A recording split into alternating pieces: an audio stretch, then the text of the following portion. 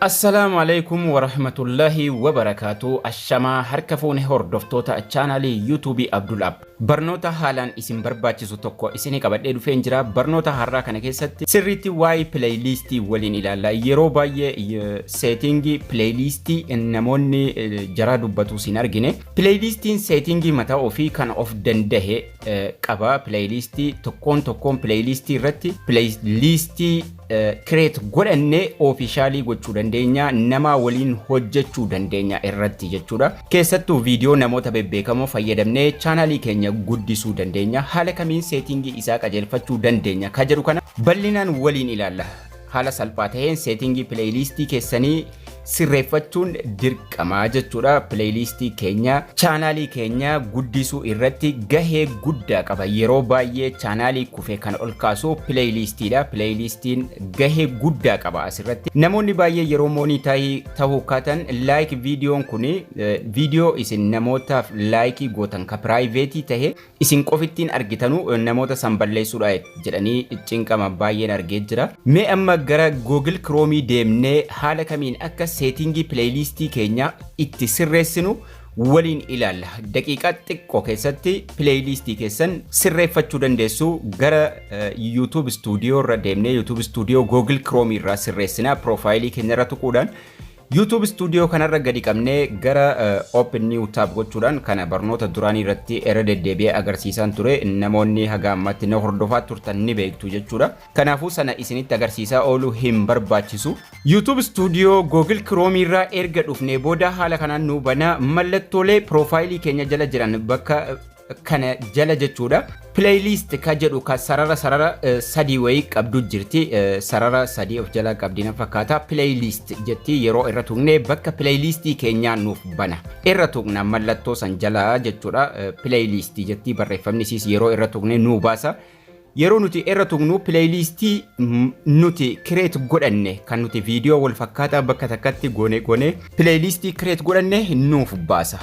Playlist tokkorra tuqne haala kamiin akka setting isaa qajeelchinu waliin haa ilaallu. Tokkoon playlist viidiyoo 9, viidiyoo 47, viidiyoo 10 viidiyoo adda addaa itti naqeen jira. Barnoota StreamYard, barnoota laptopii, barnoota YouTube jedhee waan adda addaatiin barnoota viidiyoo editing waan adda addaa jira. Barnoota AdSense ka jedhu ka jalqabaa kana keessa viidiyoo 5tu jira. Mee irra tuqne barreeffama fuula dura isaa irra jiru kana irra tuqne setting isaa waliin edit goone haa ilaallu. Yeroo irra tuqnu mallattoo qalamaatiif YouTube nu baasa. Mallattoon qalamaa sun edit gochuufi kan YouTube mallattoo YouTube morgeessee nu taphachiisuufi barreeffama kanarra yeroo tuqnu mallattoo qalamaa kana irra gadi qabna. Mallattoo qalamaa kana irra gadi qabne open in new tab in group ka jedhu filanna.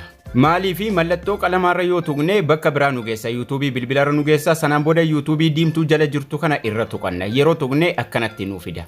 Erga akkanatti nu fide kahee ammallee desktop site gochuun nu barbaachisa. Kanaafuu tuqaa sadan gubbaa jiru kana tuqannee desktop site godhanna. Maaliifi yoo mobile site ta'e waan edit gochuu hin dandeenyeef tuqaa sadan gubbaa tuquudhaan desktop site godhanna jechuudha. Desktop site yeroo goonu amma sirriitti nu fidee jira. Mee amma tuqaa sadan viidiyoo suuraa fuula dura taa'u filachuu dandeenya. Tuqaa sadan viidiyoo dhuma fedhe viidiyoo 5 achi keessa jiru keessaa yeroon tuqe set as playlist thumbnail waan jedhu dhumarraa qaba. Kana jechuun suuraa playlist sana filachuu dandeenya jechuudha. Viidiyoo sana keessaa viidiyoo barbaanne set as playlist thumbnail ka jedhu gochuudhaan suuraa dura taa'u filachuu dandeenya. Tokkoffaa fakkeenyaaf suuraa kanarraa haa filadhu. Tuqaa sadan viidiyoo fuuldura yeroon tuqe set as playlist thumbnail naan jedha. Yeroon tuqe suuraan sun deemee achirratti jijjiiramaa jechuudha. Actually kana karaa deemaatuma isinitti agarsiise suuraa feenee itti jijjiiruu dandeenya jechuudha. Playlist ichatti kan duratti mul'atu. Akkasuma tartiiba viidiyoolee kana jijjiiruu ni dandeenya. Viidiyoo kamtu dura haa ta'u, kamtu lammaffaarra ta'u, kamtu sadaffaarra haa ta'u. Move up, move to top, move to down ka jedhu jira. Move to top yeroon tuqu gubbaarra deema. Gad deebisuu ni danda'a. Viidiyoo duuba jiru sana fayyadamee olii gad dabarsuus ni danda'a. Garuu amma nuti kan nuti deemaa jirru tuqaa sadan kana barbaanna. Tuqaa sadan kun faayidaa guddaa kan qabu akkasuma settingiin waannaan kan jiru asii. Tuqaa sadan kana kan yeroo tuqnu collaborate fi add video jira, add all to jira. Collaborate fi playlist settingii kana kan nuti barbaannu. Collaborate irra yeroo tuqne anduraan onii godhee jira. collaborate can add video to this playlist. Namoota wal gargaaru. Nama sadii afuriin taatanii namni abbaan fedhee video barbaade playlistii kanatti playlistii an create godhetti akka inni fidee galchu eeyyama kennu. Allow new collaborators can add video. Sunillee oonii tahuu qaba. Linkii playlistichaa copy gootanii nama erguu dandeessu. Kanaafas ta'e sanaan booda dan gootu. Kanaafuu lachuu oonii tahuu qaba jechuudha. Tuqaa sadan kana ammas tuquudhaan playlist setting jira. Inni guddaan jechuudha. An sadanuu oonii godheen jira bakka kanatti. Allow embedding, add new video to top of playlist, set as official series for this playlist. Allow embedded fi set as official series for this playlist in faayidaa guddaa qabu. Akka chaanaalii keenya namoonni akkasumaan osoo nuti share hin godhin yookaan osoo chaanaalii keenya jala hin dhufin akka jarree playlistii keenya argatan godha jechuudha. YouTubein playlistii wal fakkaataadhaan wal makuudhaan. Kanaafuu allow embedding fi set as official series in faayidaa guddaa nuuf qabu. Chaanaalii sanarratti playlistiin sun akka inni power godhatu akka YouTubein playlistiin sun akka inni series ta'e akka inni official ta'e akka inni beekuuf kullamman oonii tahuu qaba. Yoo ofii ta'e garuu playlistii kana sa'aatii fedhe balleessuun hin danda'a ka jedhuuni playlistii dhuma callifamee kan nuti amma viidiyoo taphachiisuudha hidhamu jechuudha. Kan garuu seriesiidha YouTube irratti beekamaadha kan chaanaalii keessaniiti namni maqaa fedhe search haa godhu playlistii sana wal fakkaatu waliin makaa deemaa jechuudha.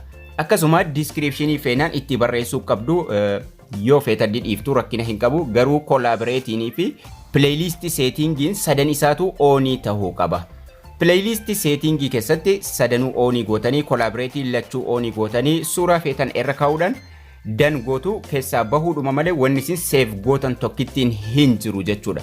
Kanuma gootaniiti kan isin gara YouTube Studio'tti ammas deebitanii kabiraa barbaannan ammas irra tuquudhaan mallattoo qalamaa sanarra qabdanii akka inni gara settingii sirreeffatan isin geessuu gochuudhaan deemtanii settingii isaa sirreessuudhuma. Malee waa tokko wanni isin save gootanu hin jiru oonii gootaniitu keessaa bahuudha jechuudha. Hundi keessanuu chaanaalii keessan analyst jala galtanii yeroo baay'ee ni argina. Traffic source playlist jedhee jechuudha view guddaa nu argamsiisa. Fakkeenyaaf an traffic source playlist kiyya jala Abdul Appin percentage 23 na daawwatamee jira. Barnootni StreamYard percentage 21 barnoota video editing percentage 19 akkas jedhee naaf kaha akkuma searching percentage dhaan dhufu videoon irra caalaan ilaalame percentage dhaan kahamu jechuudha. Kanaafuu playlistiin guddina chaanaalii keenyaati faayidaa guddaa qaba. Settingii isaa sirreeffadha. Settingii isaa sirreeffachuun dirqama hundi keessanuu sirreeffadhaan isiniin jedha. Barnoonni keenya har'aas kana fakkaata. Haga barnoota kutaa itti aanu walitti deebinu turtii gaarii nagaan tura.